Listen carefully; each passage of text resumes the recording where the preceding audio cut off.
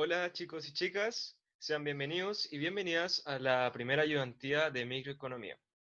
Bueno, me presento, mi nombre es Cristian Bermeo y junto con Matías Rebeco vamos a ser los ayudantes del ramo por este semestre.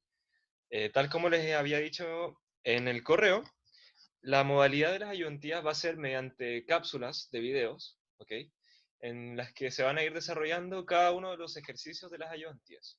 Y luego, en las ayudantías pre-certamen, que van a ser en horario de clase, creo que son usualmente los miércoles a las 2, si es que no me equivoco, vamos a poder responder sus dudas, ¿ya? En conjunto con algunos otros ejercicios que le tengamos preparados.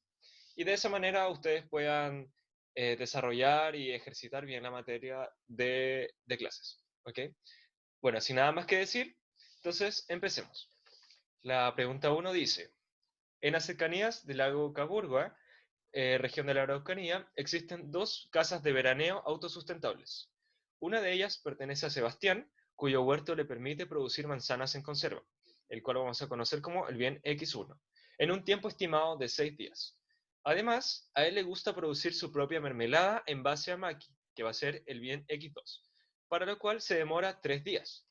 La otra casa pertenece a Michelle, quien también produce manzanas en conserva y mermelada de maqui, demorándose para ello 2 y 5 días respectivamente.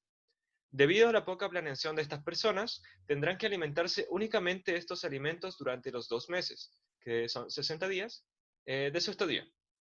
Entonces, antes de empezar, esta ayudantía va a tratar un poco lo que es el tema de la frontera de posibilidades de producción, el comercio internacional, y también vamos a ver, por otro lado, el equilibrio de oferta-demanda, cómo funcionan estas curvas, y los casos que se escapan de la competencia perfecta, como lo son la aplicación de impuestos, de subsidios y la aplicación de aranceles en el comercio internacional.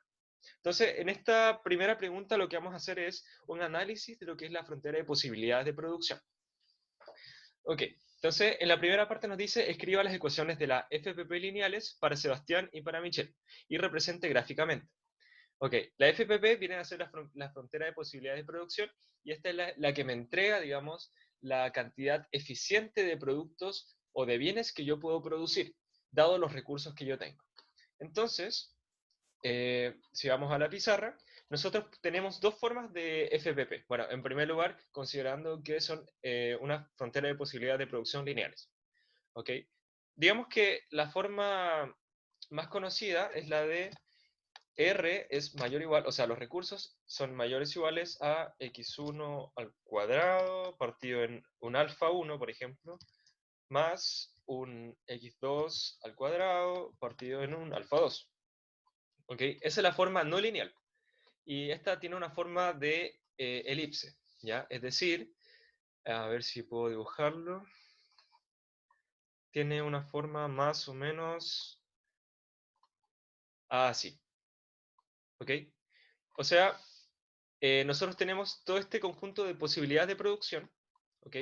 Por ejemplo, yo puedo hacer, no sé, 3 unidades de X1 y 2 unidades de X2, o podría ser, no sé, 4 unidades del bien X1 y 5 unidades del bien X2, ¿ok?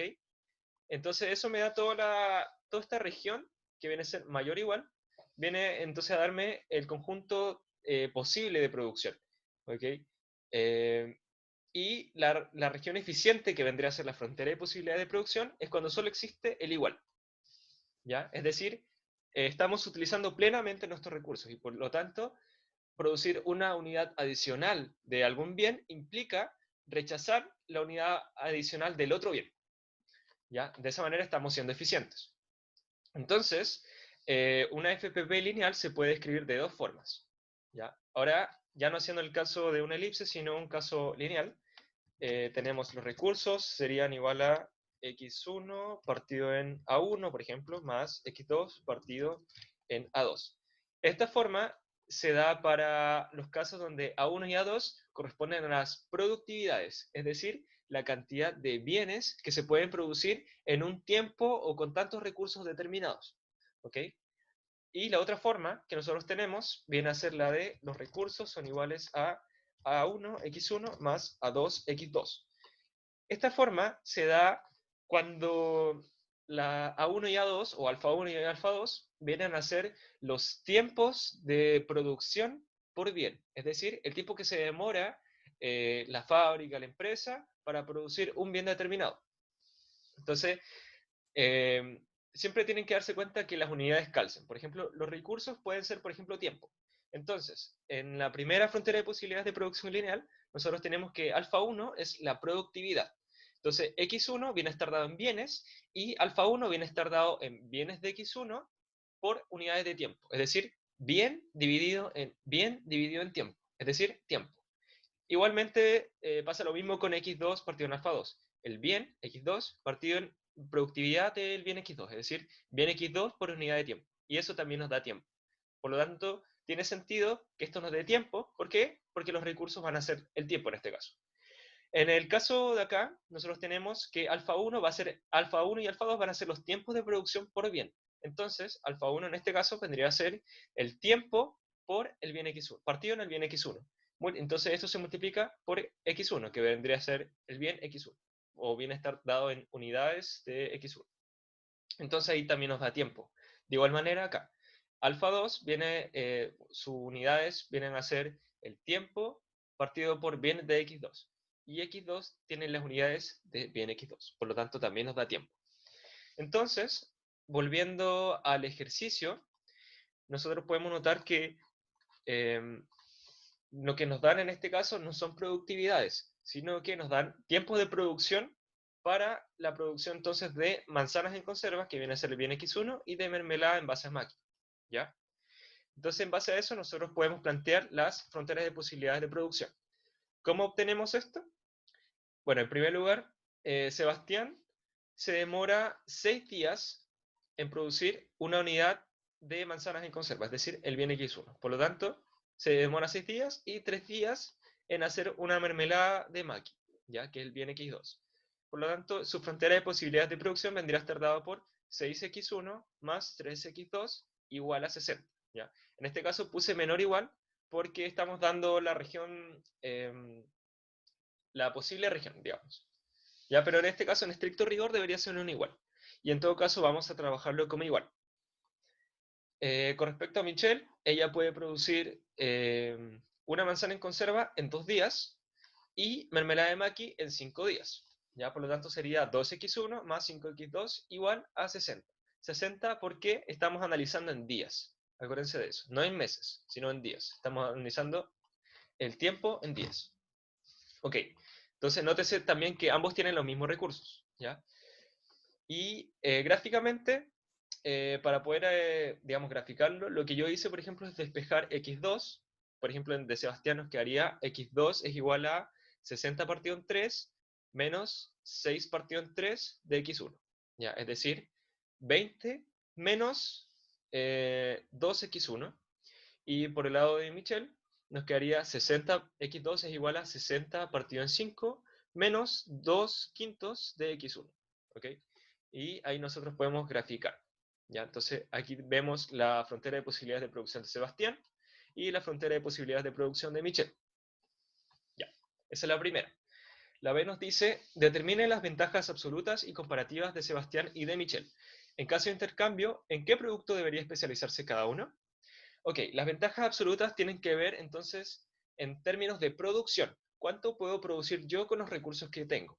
Entonces, si analizamos gráficamente, si Michelle se dedicara únicamente, bueno, si Michelle y Sebastián se dedicaran únicamente a producir unidades de bien X1, que son manzanas en conserva, entonces nosotros podemos ver que si destinaran todos los recursos, es decir, utilizaran los 60 días, Sebastián produciría únicamente 10 manzanas en conserva, mientras que Michelle produciría 30 manzanas en conserva.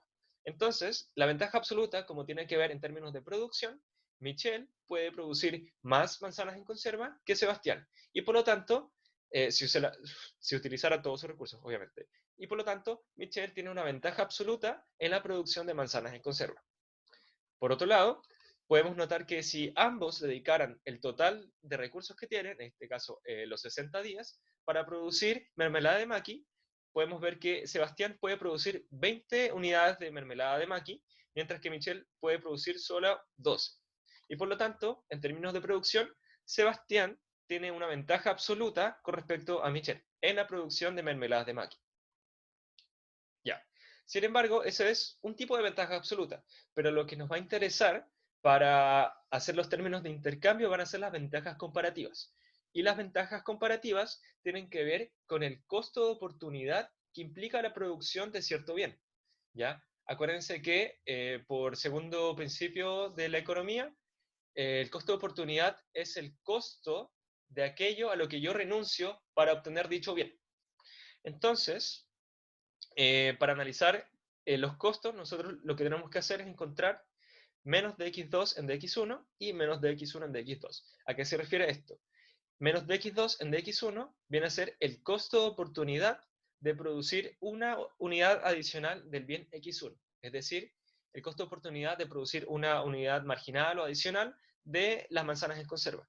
Mientras que menos dx1 y x2 viene a ser el costo de oportunidad de producir una unidad adicional de mermelada de maqui o del bien x2. ¿Ya? Bueno, los costos de oportunidad están o tienen unidades de medida del bien que yo estoy rechazando. Por ejemplo, menos dx2 en dx1, ¿ok? Es el costo de oportunidad de producir manzanas en conserva y la unidad va a ser mermelada de maqui. ¿Por qué? Porque yo estoy rechazando tantas mermeladas de maqui para producir una unidad adicional de manzanas en conserva. Entonces, para obtener estos valores, ¿cierto?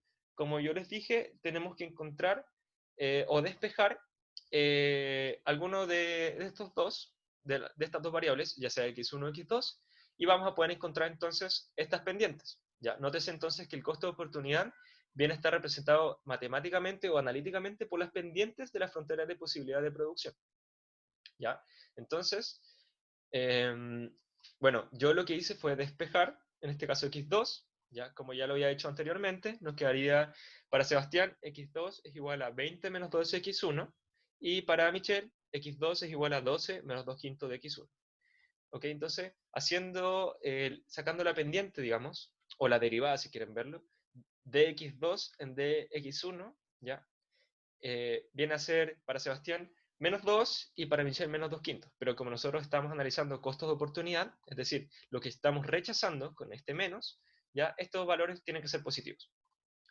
Okay, y claramente el recíproco, ya, viene a ser el recíproco de estos costos de oportunidad. ¿Ya? Es decir, si era 2, entonces este va a ser un medio, si este era 2 quintos, este va a ser 5 medios. También se puede comprobar despejando en este caso x1 en función de x2 y encontrando de x1 de x2. ¿Ya? Es decir, la derivada de x1 en función de x2. Van a obtener lo mismo. ¿Ya? Entonces, ¿cuál es esta interpretación del costo de oportunidad? Porque, bueno, la matemática es un complemento de lo que nosotros tenemos que interpretar económicamente.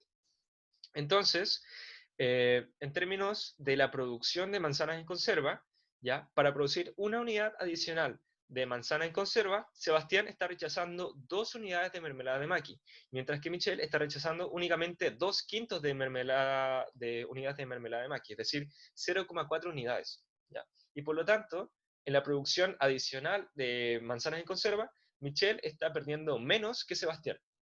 ¿Ya? Por otro lado, si analizamos la producción adicional de mermelada de maqui, Sebastián está rechazando, digamos, producir 0,5 unidades de manzanas en conserva, mientras que Michelle está rechazando 2,5 unidades de manzana en conserva. Es decir, Sebastián está perdiendo menos al producir una unidad adicional de mermelada de maqui. Entonces, como ya les dije, la ventaja comparativa tiene que ver con los términos o en términos del costo de oportunidad de producir una unidad adicional. Entonces, claramente, Sebastián está perdiendo más que Michelle al producir una unidad adicional de manzana en conserva, y por lo tanto Michelle tiene una ventaja comparativa en la producción de manzanas en conserva, mientras que Sebastián tiene una ventaja comparativa en la producción adicional de mermelada de maqui. Entonces, eso lo podemos ver acá. Bueno, aquí está explicado todo, después lo pueden ver con más calma en la pauta. Entonces, como yo les dije, Michelle posee una ventaja comparativa en la producción de manzanas en conserva y Sebastián en la producción de mermelada de maqui. Entonces, en términos de intercambio, nosotros no tenemos que analizar en términos de ventaja absoluta, ¿ya? Porque, como ejemplo, digamos, Estados Unidos puede producir muchas más unidades que Chile Sin embargo, eso no significa que Estados Unidos se va a encerrar solo porque puede producir más que Chile. Tenemos que analizar en términos de cuánto estamos perdiendo para poder producir una unidad adicional.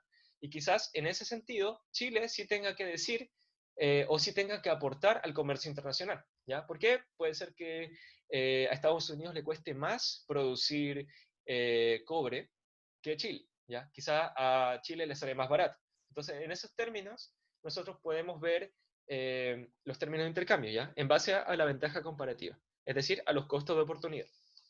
Entonces, si la pregunta era, ¿en qué producto debería especializarse en cada uno? Claramente, por las ventajas comparativas, ¿ya? Debería Michelle especializarse en manzanas en conserva y Sebastián en mermelada de maqui.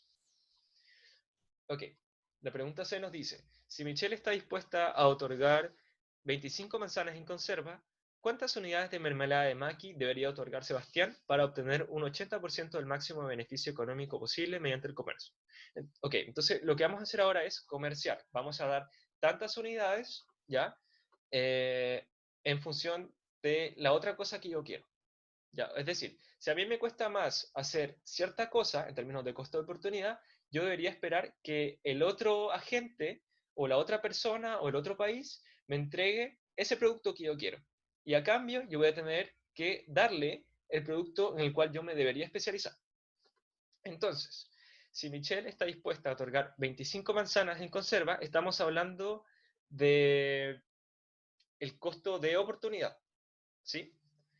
Entonces, si analizamos el costo de oportunidad de las manzanas en conserva, es decir, menos dx2 en dx1, ¿cuántas unidades de mermelada de maqui yo debería estar rechazando, cierto? Podemos analizar eso. Ok, acuérdense que era 2 y 2 quintos. Entonces lo que yo hice fue establecer como esta tabla, donde nos dice que claramente Michelle tiene la ventaja comparativa, porque para producir una unidad adicional, yo estaría rechazando 0,4 unidades de mermelada de maqui, mientras que Sebastián estaría rechazando 2 unidades de mermelada de maqui. Ok, entonces lo que estamos diciendo es que Michelle, ok, está dispuesta a dar 25 manzanas, a ver, claro, 25 manzanas en conserva. Entonces, yo lo que hice, o el término de intercambio claramente debe estar entre estos dos valores, entre estos dos costos de oportunidad, ¿ya? Porque si se escapa, ya sea por la izquierda o por la derecha, entonces el intercambio va a desfavorecer a alguno de los dos, ¿ya? Ya sea en el bien x1 o en el bien x2. O sea, siempre los términos de intercambio tienen que estar entre estos dos costos de oportunidad. Entonces, haciendo, digamos, la ecuación, yo digo, por ejemplo, que el 100% va a estar dado entre 2 menos 2 quintos, ¿ok? Y el 80% va a estar entre 2 y x partido 25, siendo x las unidades de mermelada de maqui que Sebastián debería otorgar, ¿ok? Y haciendo ese cálculo, obtenemos entonces que las unidades de maqui que Sebastián debería otorgar son 18. ¿Para qué? Para que Sebastián otorgue o obtenga el 80% de la máxima ganancia económica en el intercambio, al menos del mercado, digamos, de manzanas en conserva. ¿Ya? Si bien él está ganando 80% y Michelle solo está ganando 20%, eso implica que en el otro mercado, es decir, en el mercado de bienes X2, Michelle está ganando y Sebastián está, digamos, perdiendo, entre comillas. ¿Ya? Sin embargo, en total, ambos están ganando. ¿Por qué? Porque ahora ambos pueden consumir más, ¿ya? Que si ellos estuvieran solos. Y para poder ver eso, veamos qué es lo que pasa en el caso de la D. Si ambos deciden trabajar juntos, determine la nueva frontera de posibilidad de producción. A partir de los resultados, explique cómo las personas se benefician del comercio. Ok, entonces supongamos que Sebastián y Michelle van a trabajar juntos, ¿ya? Sebastián puede producir un máximo de 20 unidades de mermelada de maqui, mientras que Michelle solo puede producir 12, ¿ya? Y en términos de manzanas en conserva, Michelle puede producir 30 y Sebastián 10. Si nosotros juntáramos toda esa producción, se podrían hacer 40 unidades de manzanas en conserva y 32 unidades de mermeladas de maqui. Ok, pero eso tiene que asignarse eficientemente. Y para hacer eso, lo que nosotros tenemos que hacer entonces es, voy a sacar la pizarra, ok, dado que Michelle tiene la ventaja comparativa en manzanas en conserva, ya le voy a decir a Michelle, oye, tú vas a producir las primeras manzanas en conserva, dado que a ti se te hace más fácil. Y el resto las hago yo, como Sebastián, digamos. Entonces voy a borrar todo. Ya. Vamos a hacer ahora el dibujo. Ya, una cosa así. Ok, entonces acuérdense que... Ya. Michelle puede hacer un máximo de 30 manzanas en conserva. Por lo tanto, vamos a poner aquí 30. Vamos a dejarlo por acá. Una cosa así. ¿Ok? Y Sebastián puede hacer entonces 10 manzanas en conserva. Entonces en total vamos a tener 40 manzanas en conserva. Vamos a anotarlo por acá. Por aquí, una cosa así. Ya, perfecto. Entonces, lo que yo voy a hacer, bueno, y por otro lado, entonces dijimos que se pueden hacer 32 unidades de mermelada de maqui. Entonces vamos a poner 32 por acá. Una cosa por ahí. Ya, lo que yo voy a hacer, entonces en este caso va a ser poner más o menos por aquí, decir ya, las primeras 30 unidades las va a hacer Michelle, dado que ella tiene un costo de oportunidad de mermelada, no, perdón, de manzana en conserva menor, ¿ya? Es decir, tiene una ventaja comparativa.